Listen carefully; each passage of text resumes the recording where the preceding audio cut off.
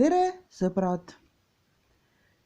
Tere, Maia, Anita, Aleksandra, Sofia, Milana, Mark, Dominik, Sviatoslav, Ilja, Nika, Danil, Nikita, Mihhail, Jelisaveta, Adelina, Emilia ja Ilja. Tere! Mina olen Imbi ja räägime täna raamatust Sipsik. Kui meil oleks jututuba, siis me räägiks jututoas raamatust Sipsik. Aga praegu meil jututuba ei ole, kuna viirus ikka muudkui möllab ja koolis me kahjuks käia ei saa. Aga vaatame seda minu raamatut. Siin on minu raamat Sipsik. Autor on Eno Raud ja illustraator on Edgar Valter. Illustraator on see mees, kes joonistas selle raamatu pildid. Teeme raamatu lahti. Ma teen raamatu lahti. Nii, siin on pisike Sipsik, väike Sipsik. Eno Raud, Sipsik. Nii, siin ta on. Koolis me oleme teiega juba õppinud riideid ja siis me võime esitada siinkohas mõned küsimused. Kes see on? Kto это? See on Sipsik. Kes Sipsik on? Kto Sipsik? Sipsik on nukk. Sipsik kukla. Ja kui me vaatame Sipsiku riideid, võime küsida. Смотрим на одежду и можем спросить. Mis Sipsikul seljas on? Спросим так, что у него одето? Seljas. Sellepärast, et see on комбинезон, потому что это комбинезон. Если были бы только штаны, kui oleks ainult püksid, siis võiks küsida, mis tal jalas on. Тогда можно было бы спросить, что у него на ногах.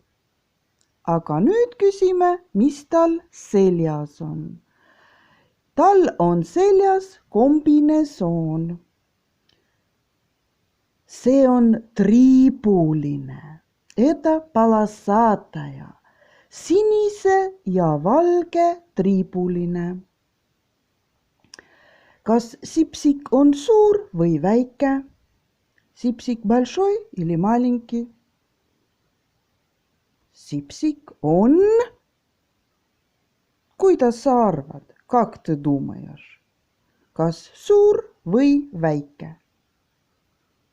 Ma arvan, et väike. Я думаю, что маленький. Kui Anu võtab ta sülle, siis ta on ikkagi väike. Если Anu берет его на руки, тогда он все-таки маленький. Mis värvi juuksed Sipsikul on? Sipsikul on mustad juuksed. У Sipsik черные волосы. Nii, ja see raamat, see oli minu õe raamat. Siin me saame vaadata, et see raamat on välja antud 1987 aastal. Книга выдана в 1987 году. Kui vana see raamat on? Сколько лет этой книги? See raamat on 33 aastat vana. Этой книге 33 года. See on vana raamat. Это старая книга. See on vana raamat. Vaatame edasi. Смотрим дальше. Siin on suur pilt. Здесь большая картина. Kes on pildil? Кто на картине? Pildil on sipsik. На картине sipsik. Kas sipsik on kurb või rõõmus? Sipsik грустный или веселый? Sipsik on rõõmus. Ta naerab. Он смеется. Või ta naeratab. Или он улыбается. Nii. Esimene peatükk räägib sellest, kuidas Sipsik sündis. Первая глава говорит о том, как Sipsik родился. Ma arvan, et ma loen teile selle peatüki ette.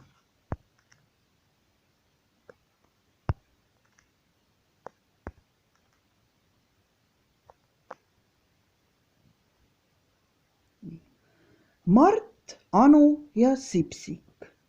Mart ja Anu on vend ja õde. Ühel päeval läks Mart vanaema juurde ja ütles, Anul on varsti sünnipäev. Jah, vastas vanaema. Anu saab varsti 5-aastaseks. Ma tahan talle sünnipäevaks midagi teha, ütles Mart. Ma tahan talle ilusa nuku teha. Tee siis nukk, ütles vanaema. Aga ma tahan kohe päris nuku teha, ütles Mart, mitte mingisuguse paberist. Vanaema oli nõus Mardile näitama, kuidas päris nukk tehakse. Ta tõi kapist riidetükke ja vatti ja võttis lauasahtlist oma käsitöökarbi välja. Seal olid vanaemal käärid ja niidirullid ja lõngakerad ja nõelatopsik ja sõrmkübar ka veel. Siis õpetas vanaema Mardile päris nukkude tegemist. Nukk tuleb riidest välja lõigata ja siis kokku õmmelda ja täis toppida, ütles vanaema. Ja kui kõik valmis on, siis värvitakse nägu pähe ja pannakse lõngast juuksed. Nii hakkaski Mart Anule sünnipäevaks nukku tegema. Esimesel päeval tegi keha, teisel päeval tegi pea, kolmandal päeval tegi 2 kätt, neljandal päeval tegi 2 jalga.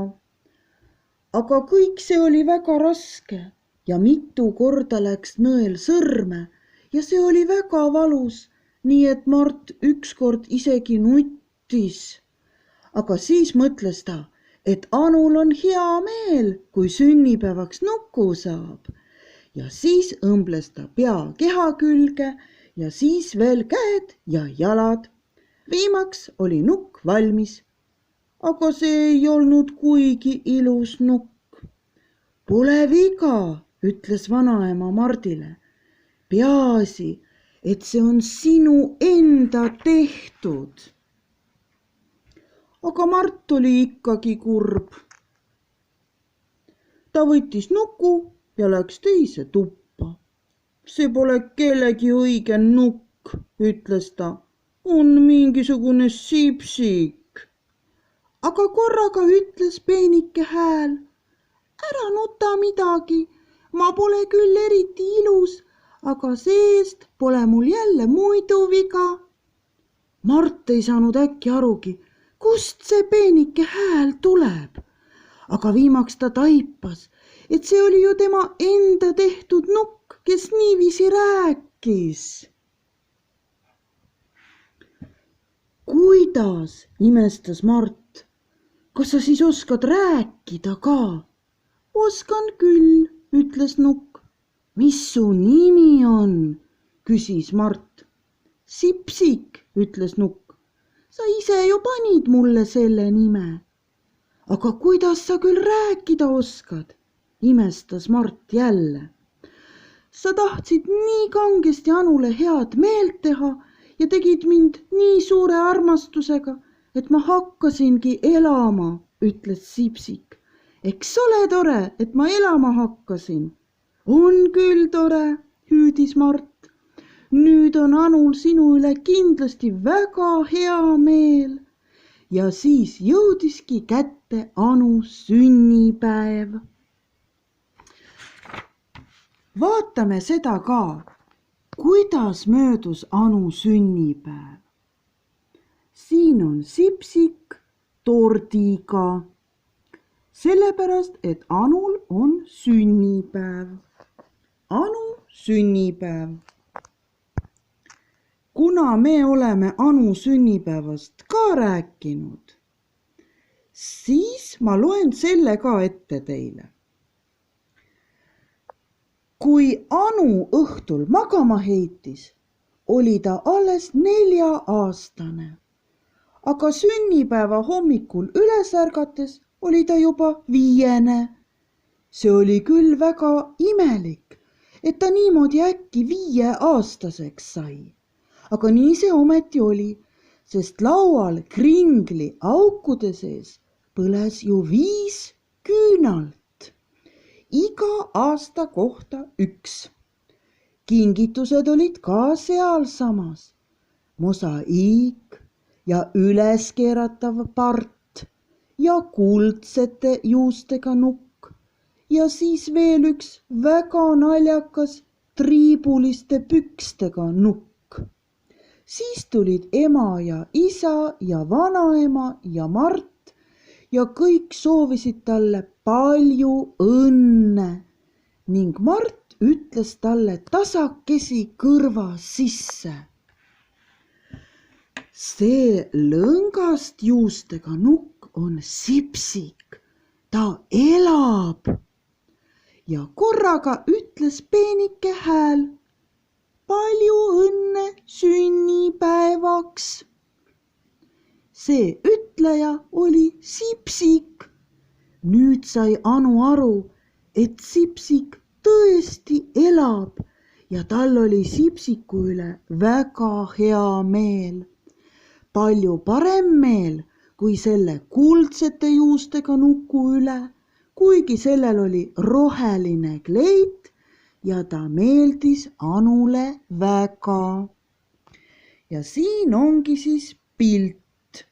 Siin on kingitused, mis Anu sai. Üleskeeratav part, karbi sees on mosaiik, laual on kringel ja 5 küünalt ning kuldsete juustega nukk ja Sipsik, kelle üle Anul oli kõige suurem rõõm. Vot sellised lood said täna loetud. Такие рассказы сегодня я прочитала. Teie kuulake veel kord ja korrake. Вы еще раз прослушайте и повторите. Sellega praegu lõpetame. На этом сейчас закончим. Kohtumiseni. До встречи.